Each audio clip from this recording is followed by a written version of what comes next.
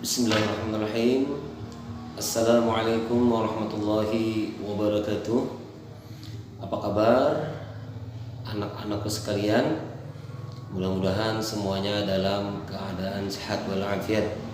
Baik, pada kali ini Bapak ingin menjelaskannya tentang materi kita, yaitu materi tentang khitan, ya.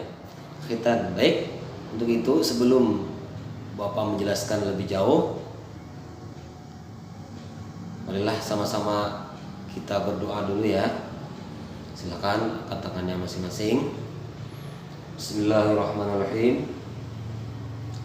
Raditu billahi rabba wa bil islami dina wa bi muhammadin nabiyya wa rasula. Rabbi zidna ilma warzuqni fahma bi rahmatika ya arhamar rahimin. Rabbi shrah li sadri wa yassir li amri wahlul 'uqdatam min lisani yafqahu qawli. Allahumma la sahla illa ma ja'altahu sahla wa anta taj'alul hasna idza syi'ta sahla. Walhamdulillahirabbil alamin.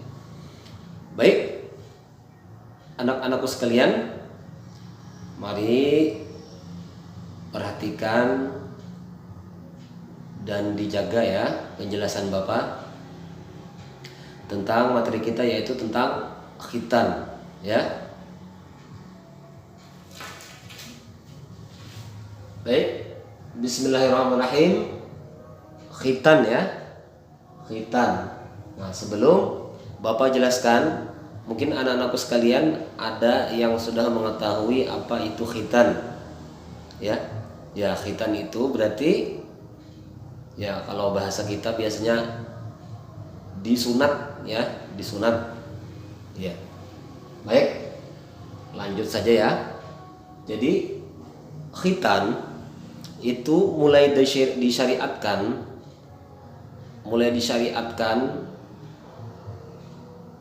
pada masa Nabi Ibrahim alaihissalam. Nah, jadi pada waktu itu sejarah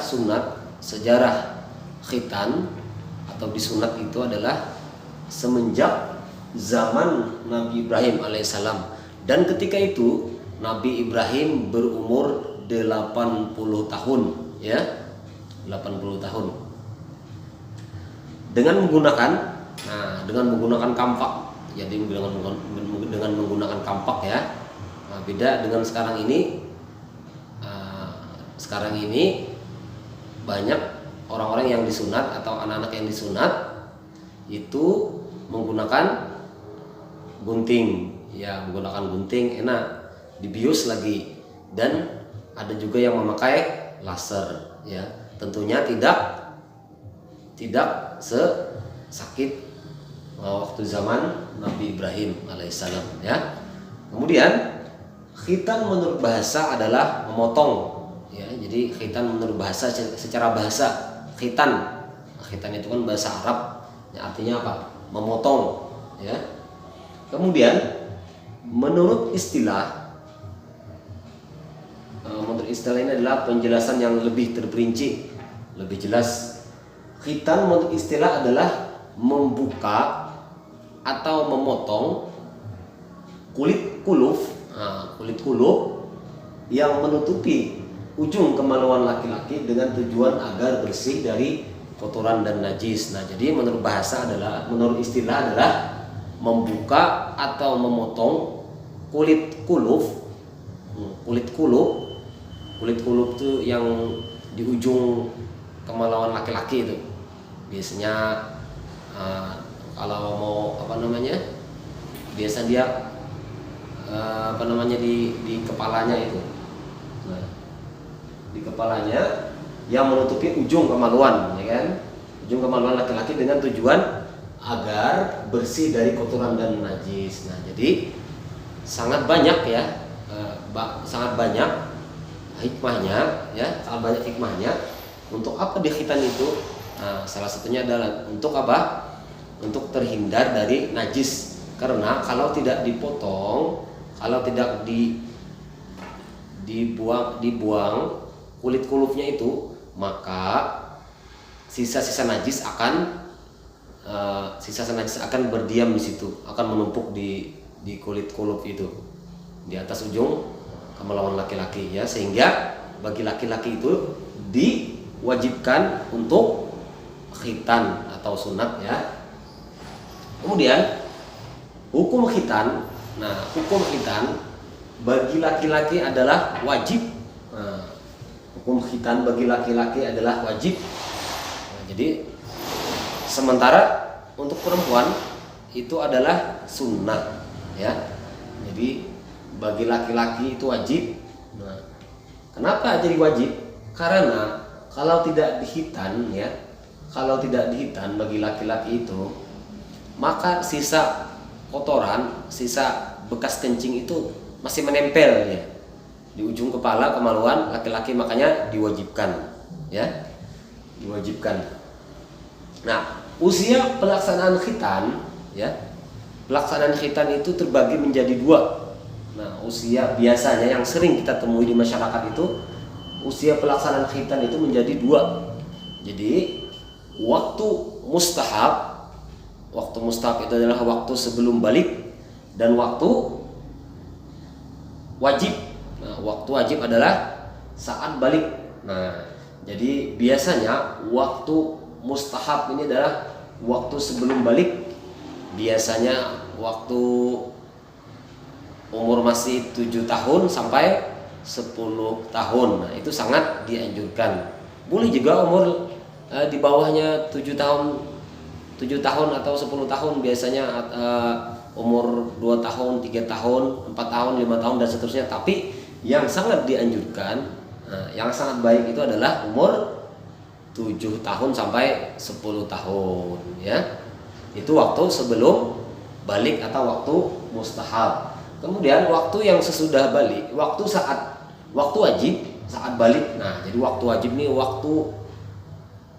nih waktu yang harus dia disunat ya saat balik. Jadi kalau sebelum balik belum disunat, maka ketika datang masa baliknya ya, ketika dia sudah balik, maka dia sudah diwajibkan untuk disunat. Kenapa diwajibkan? Karena di saat balik ini kewajiban dia melaksanakan ibadah sholat, terutama dulu ya,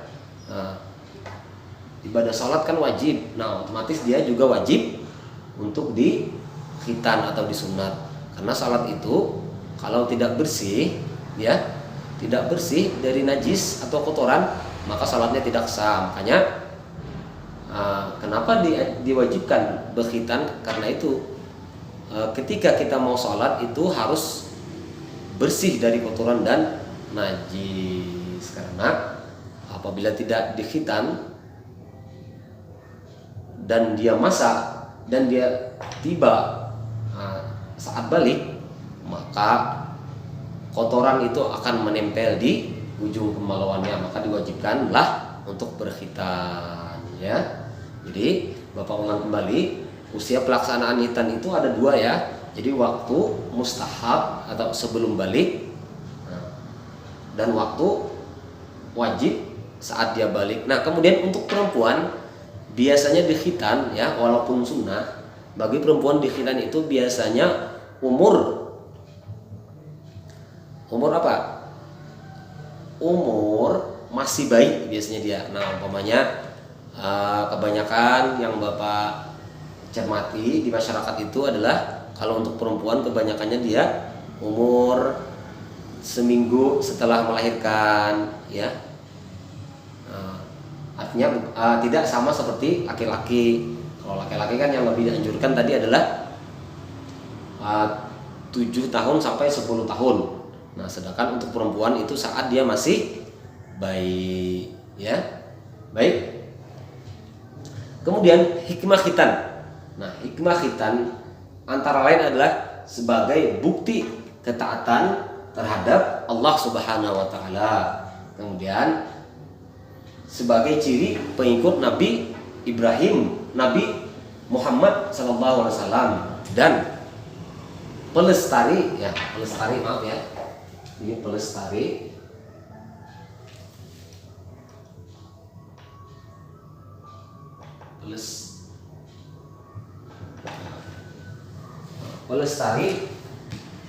pelestari syariat Nabi Ibrahim alaihissalam. Artinya kita yang meneruskan syariat Nabi Muhammad, Nabi Ibrahim alaihissalam. Nah, kemudian untuk menjaga kebersihan dan kesucian badan serta mencegah timbulnya berbagai macam penyakit. Nah, jadi sangat banyak hikmahnya ya. Yang sangat baik sekali adalah ini. Jadi orang di khitan itu adalah untuk terhindar dari penyakit ya. Terutama dulu penyakit biasanya penyakit kelamin ya. Supaya jangan ada yang menempel di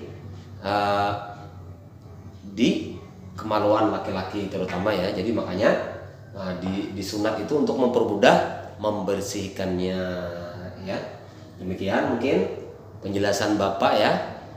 Kalau ada yang kurang jelas silahkan tanya Bapak kembali ya.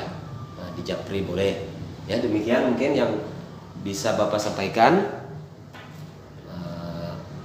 Billahi taufiq wal hidayah. Bapak akhiri dengan membaca subhanakallahumma wa bihamdika asyhadu an la ilaha illa anta astaghfiruka wa atubu ilaik.